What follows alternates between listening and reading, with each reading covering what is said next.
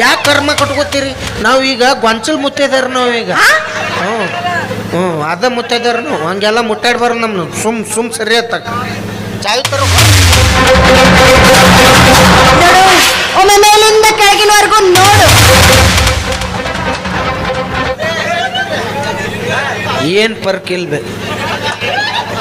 ಕರ್ರೆ ಹೇಳ್ಬೇಕಂದ್ರೆ ಬಿಜಾಪುರದಾಗ ಆದ್ರೆ ಒಂದು 300-200 ರೂಪಾಯಿ ಆದ್ರೆ ಮುಗೀತು ನೋಡಿ.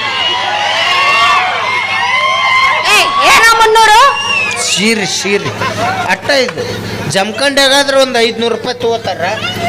ತಿಳು ಐತಿ. ಇರಲಿಲ್ಲ ಅಂದ್ರೆ ಒಂದು 300-400 ರೂಪಾಯಿ ಆದ್ರೆ ಮುಗಿದು. ಮೀನು ಸುದುರ್ತಾವೆ ತೊಗೊಬರ್ದಿಂತಾವು.